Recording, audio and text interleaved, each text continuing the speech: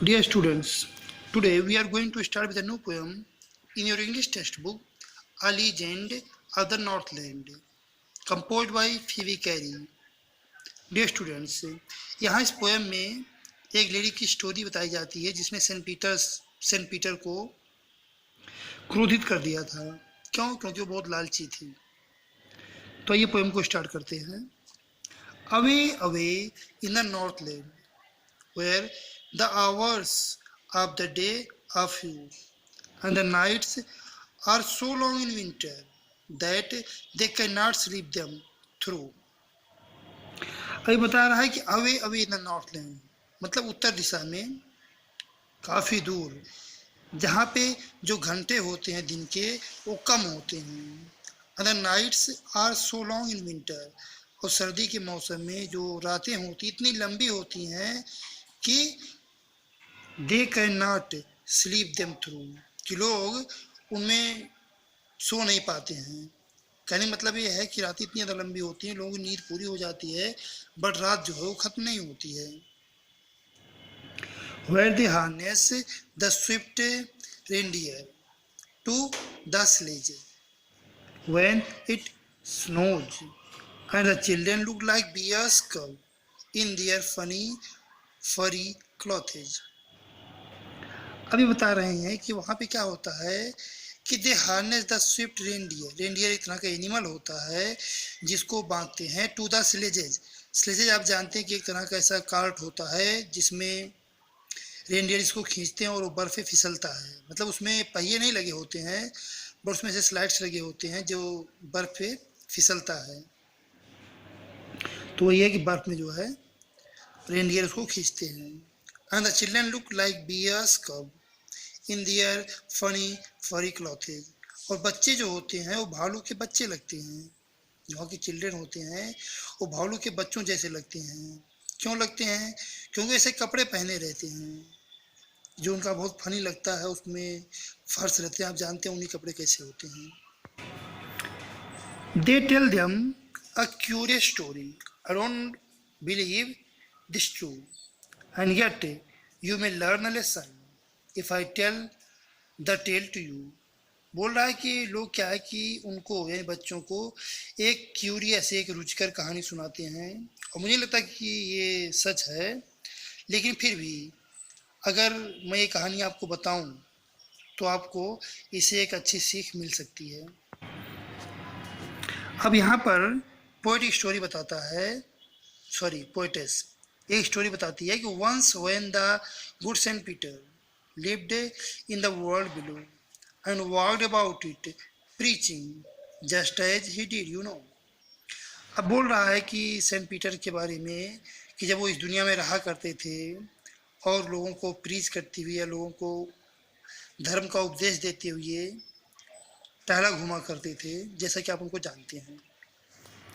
He came to the door of a cottage in traveling round the earth, where a little woman was making cakes and baking them on the hearth.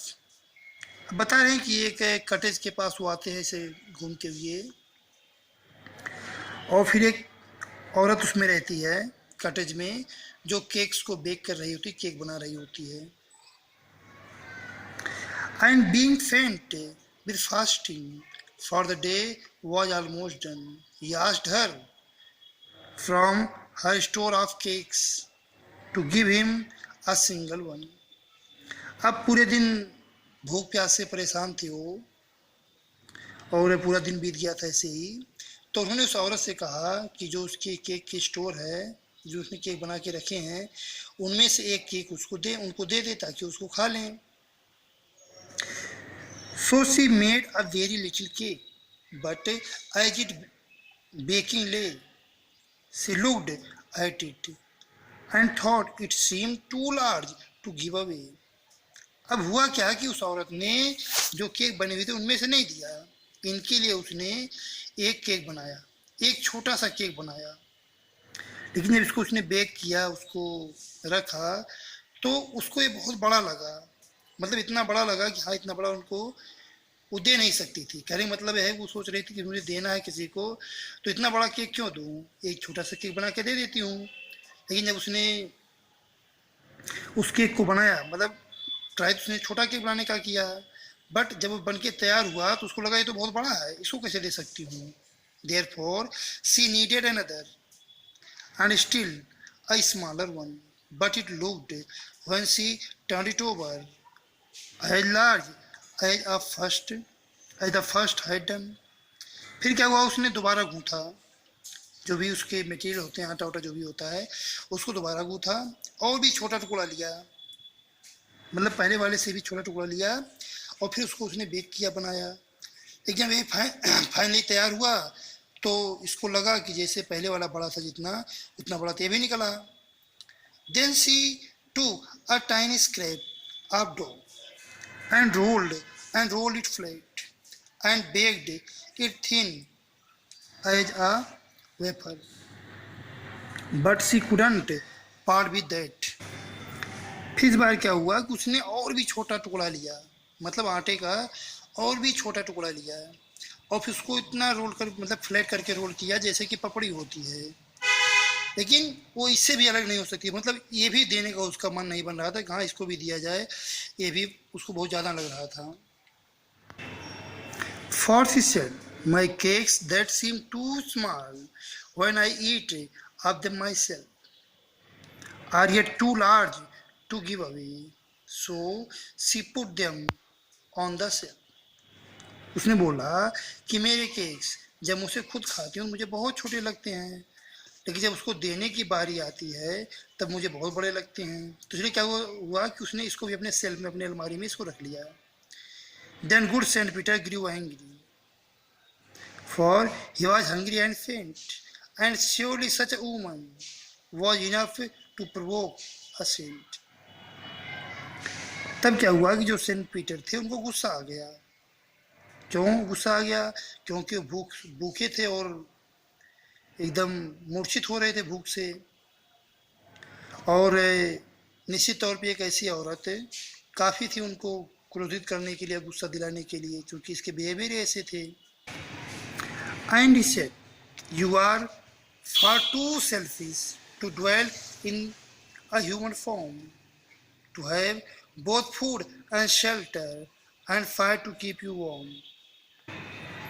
अब Saint Peter बोलते हैं कि तुम बहुत ही ज़्यादा स्वार्थी औरत हो। To dwell in a human form, मतलब तुम इतनी ज़्यादा स्वार्थी हो कि तुम इंसान के रूप में रह ही नहीं सकती, मतलब इंसानियत के गुण ही तुम्हारे अंदर नहीं है। तुम्हारे पास फूड है, शेल्टर माने रहने का जगह है, और तुम्हें गर्म रखने के लिए आग तुम्हारे पास है, फिर भी इतनी तुम स्वार्थी हो या लालची हो। Now you shall build as the birds do, and shall get your scanty food by boring all day in the hard, dry wood. अब सेंट पीटर बोलते हैं कि अब तुम क्या करोगे, जैसे बर्ड अपना घर बनाते हैं खुद ही, वैसे तुम बनाओगी। And shall get your scanty food, और तुमको बहुत थोड़ी मात्रा में अपना भोजन मिलेगा। तुम्हारे पास इतना ज़्यादा पर्याप्त खाने में है, फिर तुम्हारे अंदर ये कमी आ रही है, तुम्हें अंदर लालच आ रहा है, तो अब तुम्हें बहुत कम मात्रा में भोजन मिलेगा। बाई बोरिंग, मतलब जो भी खाना तुम्हारा होगा वो टेस्टलेस होगा, बहुत बेकार खाना होगा, और तुम वही खाओगी। All day in the hard dry wood, और तुम सूखे ड्राई वुड में जो है दिन भर रहोगी और वहाँ कठिन मेहनत करोगी। Then up she went through the chimney, never speaking a word, and out of the top flew a woodpecker, for she was chained to a bird.